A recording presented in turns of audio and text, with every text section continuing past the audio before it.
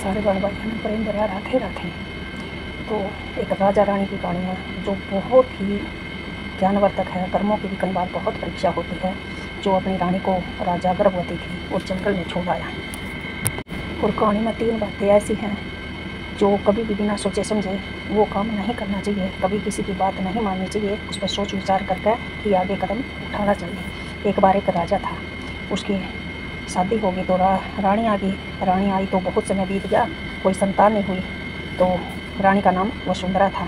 तो बहुत समय बीत गया, संतान नहीं हुई। तो रानी ने कहा भाई राजा दूसरा ब्याह करवा ले, शादी करवा ले, भाई संतान तो चाहिएगी। तो राजा ने दूसरा ब्याह करवा लिया। तो रानी आ गई, उसका भी कोई संतान नहीं हुई। तो फिर रानी बोली भाई इसका भी कोई संतान नहीं हुई तो एक और करवा कर देख लेते हैं, भाई अगर हमारे भाग्य में संतान हुई तो ज़रूर देगा परमात्मा। तो तीसरा ब्याह भी करवा लिया। तो अवन यज्ञ भी करवा लिए तो कोई संतान नहीं हुई। 3 रानी होगी। और राजा जो भी कुछ कार्य करता, राजा कुछ परेशानी में होता तो बड़ी रानी की सलाह लिया करता हर एक काम में। तो इस बात को देखकर मैं छोटी रानी भाई जड़ा करती, भाई सब कुछ इसको ही पूछा है। और आदर तीनों का सम्मान तीनों रानियों का एक समान था, पर सलाह बड़ी से लेता था क्योंकि बड़ी पूजा पाठ भक्ति भाव पति की सेवा पतिव्रता नारी थी। और वो 2 छोटी रानियाँ थी, वो सजने संवरने में ही अपना समय निकालती थी। कोई आता भाई मिलने, उन्हें कोई मतलब नहीं था, बस वो तो सज संवर कर ही रहती थी। और बड़ी रानी सारा कारोबार भाई काम काज भाई देख रेख, भाई कौन आया भाई क्या, भाई हर एक कार्य में निपुण थी। पूजा पाठ में पतिव्रता नारी भी थी और हर एक अतिथि का बहुत आदर सत्कार भी करती थी। और राजा जब भी परेशानी में होता तो वो उसके भाव को समझती तो एक दूसरे से उसको सलाह दे देती। तो ऐसे ही कुछ समय बीत गया तो हवन यज्ञ करवा लिए। राजा बहुत उदास हुआ, भाई 3 ब्याह भी करवा लिए, हवन यज्ञ भी करवा लिए तो भी कोई संतान नहीं हुई। तो भगवान तो कई बार कर्मों की भी बहुत परीक्षा होती है। खुदा ने खास्ता बड़ी रानी वसुंधरा गर्भवती होगी। तो अपना राजा ने पता लग गया, भाई बहुत खुशी हुई, भाई सारे राजपाट में नगर में भाई बहुत खुशी हुई। तो राजा ने भाई दान पुण्य भी बहुत किया। तो इस बात पर दोनों छोटी रानियों का ईर्ष्या पैदा होगी, भाई अभी तो इसकी ही सलाह लेता था सब क्या है मैं, अरे भाई इसका तो और भी ज़्यादा आदर हो जाएगा क्योंकि ये तो संतान पैदा करेगी और हमारी तो वैसे भी पूछनी है। और आदर तीनों का समान था, फिर भी उनके मन में ये द्वेष भरा हुआ था कि हमारा आदर नहीं है। तो भाई उन्होंने सोचा भाई यह तो संतान बच्चे में भी जन्म देगी तो इसका तो और भी ज़्यादा सम्मान होगा। तो उन्होंने एक युक्ति सूझी। छोटी रानी बोली, छोटी रानी का नाम, तीसरी रानी का नाम रूपमाला था और बड़ी का वसुंधरा था और तीसरी का सीलवती था। अगर कि बहन मैंने एक युक्ति सूझी है। रूपमाला सीलवती से बोली, वो बोली क्या, कि हम एक पंडित को बुलाते हैं और उससे कुछ करवाते हैं भाई जो इस रानी को राजमहल से निकाल दिया जाए क्योंकि ये तो बच्चे को जन्म देगी तो इसका तो और सम्मान होगा। तो सीलवती बोली ठीक है। तो दोनों रानियों ने राजा के लिए पंडित के लिए खाना बनाया, भाई सब तरह के पकवान बनाए और पंडित जी को बुलाया। पंडित जी भी आश्चर्य में था कि भाई आज इन रानियों ने ऐसा कैसे किया, भाई ये तो कभी किसी को नहीं करती, बड़ी रानी ही करती हैं ऐसे अच्छे कार्य। तो भोजन करने के बाद पंडित जी बोले तो इस भोजन करने का क्या कारण था भाई, आपने मैं किस लिए बुलाया। तो रूपमाला बोली कि पंडित जी बड़ी रानी गर्भवती है और आप कुछ ऐसा करिए कि भाई राजा उसको राज्य से ही निकाल दे, कहीं वनों में छोड़ आए। पंडित जी बोले मैं ऐसा घोर अपराध नहीं कर सकता क्योंकि हमारे तो बहुत दिनों में भाई बहुत वर्षों में खुशी आई है, घर में भाई खुशियाँ आई हैं, भाई रानी गर्भवती हुई तो मैं इस घोर अपराध को नहीं करूँगा। तो सीलवती बोली कि राजा हम आपको बहुत सारा धन, पंडित जी हम आपको बहुत सारा धन देंगे। तो रूपमाला ने बहुत सारे वो सोने की पुतली काट के और उस पर सिक्के गिर दिए। तो पंडित जी का लालच आ गया। पंडित जी ने सोचा कि भाई इतना धन तो मैं कई जन्मों तक भी नहीं कमा सकता। तो रूपमाला बोली पंडित जी आप हमारा काम कर दीजिए और भाई राजा को भड़का दे रानी के खिलाफ, भाई कोई ऐसी संतान होगी भाई जिससे आप भाई कोई भी बात सोचो तो उसको निकलवा दे और ये पैसे लेकर तो आप दूसरे नगर में चले जाना, वहाँ बस जाना। तो पंडित जी का लालच आ गया। तो पंडित जी राजा के पास गए अगले दिन तो मनुष्य मुखड़ा करके। तो राजा जी बोले भाई पंडित जी क्या बात, आप तो आज खुश नहीं लग रहे, भाई कोई प्रॉब्लम, भाई कोई दिक्कत है। तो पंडित जी बोला कि भाई क्या बताऊँ, कैसे बताऊँ। राजा बोले बताओ पंडित जी भाई क्या प्रॉब्लम है, क्या दिक्कत है आपने। भाई राजा जी दिक्कत मुझे नहीं, दिक्कत तो आपको होगी। राजा बोले भाई पंडित जी बताओ क्या होगी। भाई जो रानी गर्भवती है ना उसका ऐसी संतान होगी जिसके दर्शन करते ही आप अंधे हो जाओगे। राजा बोले भाई मैं तो अंधा होना नहीं चाहता, इसका कोई उपाय, भाई कोई हवन यज्ञ भाई कुछ तो उपाय भी होगा, अगर कोई समस्या है तो उसका हल भी होगा। पंडित जी बोले भाई इसका कोई हल नहीं है, रानी को राज्य से निकाल दे। राजा ने बिना सोचे समझे रानी को बोला भाई चलो भाई आप गर्भवती हो, भाई अपना तीर्थ करने चाहिए, भाई चलो चलते हैं। रानी ने कोई बेरा था कि भाई राजा, पता तो नहीं था भाई राजा चाल चल रहा, क्योंकि बहुत प्रेम करता था और वैसे भी गर्भवती, भाई इतने सालों बाद खुशियाँ आई घर में, रानी गर्भवती है। तो रानी बोली भाई मेरी हिम्मत तो है नहीं, भाई चलो फिर चलते हैं। तो रानी राजा के साथ चलती, भाई कुछ देर तक तो रथ में चले, फिर रथ के बाद बोला रानी तक अब भाई पैदल चलते हैं। रानी पैदल हो ली तो जंगल आ गया। तो रानी बोली भाई मैं थक गई और कुछ देर विश्राम करूँगी, वैसे भी मैं गर्भवती हूँ, भाई कमजोरी भी है। तो भाई राजा बोले ठीक है। तो एक पेड़ के नीचे बैठ गए, रानी लेट गई तो रानी की आँख लग गई। तो राजा उसने छोड़ कर वहाँ से आ गया। तो उठी रानी, देखा राजा नहीं है। तो रानी को आश्चर्य हुआ, भाई राजा कहाँ गए। तो भटकती फिरती जंगल में देख रही भाई यहाँ तो कोई रहने का भी स्थान नहीं है। तो फिर रानी ने एक कुटिया दिखाई दी। तो रानी कुटिया में गई, कुटिया में महात्मा जी थे।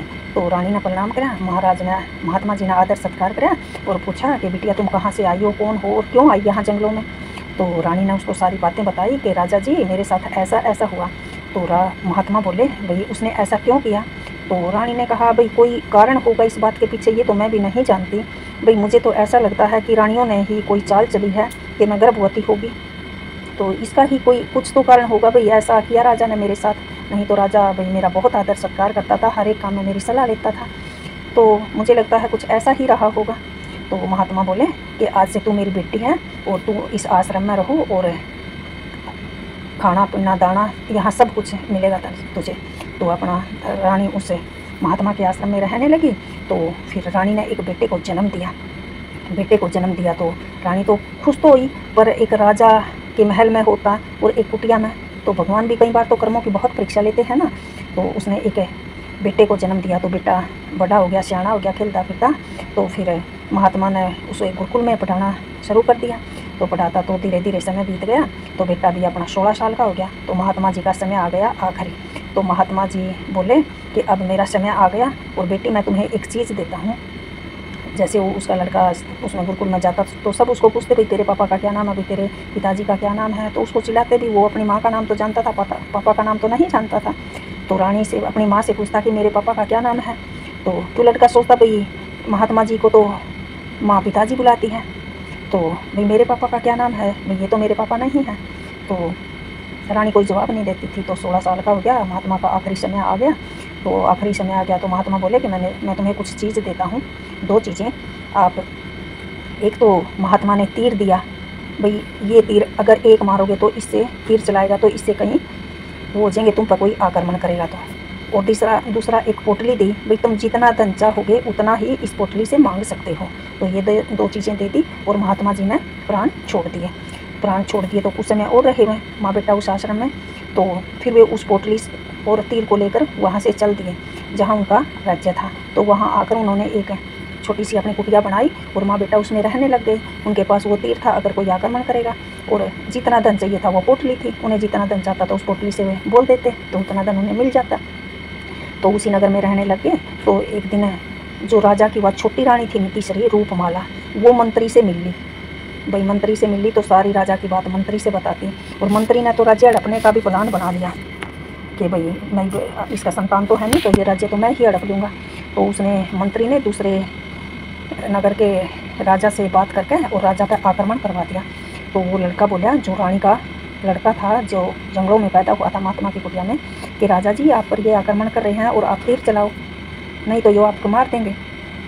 और जो वो रूपमाला थी नहीं, वो उस लड़के से बहुत प्रेम करती थी। उसको ये नहीं पता था कि ये भाई राजा का ही लड़का है। वो देखने में बहुत सुशील सभ्य है और संस्कारी तो था ही, गुरुकुल में पढ़ा था। तो रानी को भी पता नहीं था छोटी को, तो वो उस लड़के से प्रेम भी करती थी। तो जब राजा ने तीर नहीं चलाया तो लड़के ने वो तीर चलाया अपनी पोटली से निकाल कर। तो उससे कई सारे जो दूसरे राजा ने आक्रमण किया था उसके मारे गए, सैनिक मारे गए। फिर उसने दूसरी बार चलाया, वो तीर मार के फिर उस लड़के के पास आ जाता। तो फिर उसने दूसरा तीर चलाया, फिर ऐसा ही हुआ। जब तीसरा तीर निकालने लगा तो वो दूसरे देश का राजा अपनी सेना को लेकर भाग गया। तो राजा उठे, जो उसके पिताजी थे, उसने कहा कि भाई तुम कौन हो, कहाँ से आए हो और तुम्हारा पिता कौन है। लड़का बोला कि पिता का नाम तो मैं नहीं जानता, पर मैं अपनी माता को जानता हूँ। तो उसने कहा भाई तू मुझे अपनी माता से मिलवा देगा। कि हाँ मिलवा दूंगा, भाई जिस देवी ने तुझे जन्म दिया। तो लड़का राजा को अपनी माँ के पास ले गया। तो देखा उसने ये तो वसुंधरा है। तो राजा तो दौड़ा हो गया। तो रानी बोली, अब राजा जी प्रणाम। तो भाई आपने मुझे मेरे साथ ऐसा क्यों किया? वसुंधरा बोली। राजा बोले, भाई पंडित जी ने यूँ कहा, ऐसे बोला था कि जो बच्चा जन्म लेगा उसे देखकर तू अंधा हो जाएगा। कि राजा जी आपने एक बार भी नहीं सोचा यह बात? भाई आप अंधे तो को नहीं हुए, इसने तो आपकी ही जान बचाई है। तो राजा ने माफ़ी मांगी। तो राजा ने फिर कहा कि ये 3 बातें कभी किसी की नहीं माननी चाहिए। पहली बात, जब कोई आपको भड़काकर किसी की हत्या करवाना चाहे तो बिना सोचे समझे नहीं करवाना चाहिए, उससे इस बात पर सोचना चाहिए, विचार करना चाहिए, तभी कदम उठाना चाहिए। दूसरी बात, जब कोई आपके परिवार में फूट डलवाना चाहता हो, भड़काना चाहता हो, अलग करवाना चाहता हो, उसकी बात कभी नहीं माननी चाहिए। बात की जांच करनी चाहिए और बैठकर एक दूसरे को आपस में सोचना चाहिए, विचार करना चाहिए, समझाना चाहिए। तीसरी बात है, जब कोई आपकी माँ, बहन, बाप, भाई या आपकी पत्नी पर कोई लांछन लगाए, बिना सोचे समझे कभी कुछ कहना नहीं चाहिए, बोलना नहीं चाहिए और उसके पक्ष में खड़ा होना चाहिए। तो राजा रानी ने ये बातें 3 राजा को बताई और कहा कि मैं महल में जब चलूँगी, जब मुझे ये बताओगे कि भाई आपको किसने बोला था। तो राजा बोले कि मुझे तो राज पुरोहित ने बोला था, जो राज का पंडित है। तो रानी बोली, चलो ठीक है, मैं आपके साथ चलती हूँ।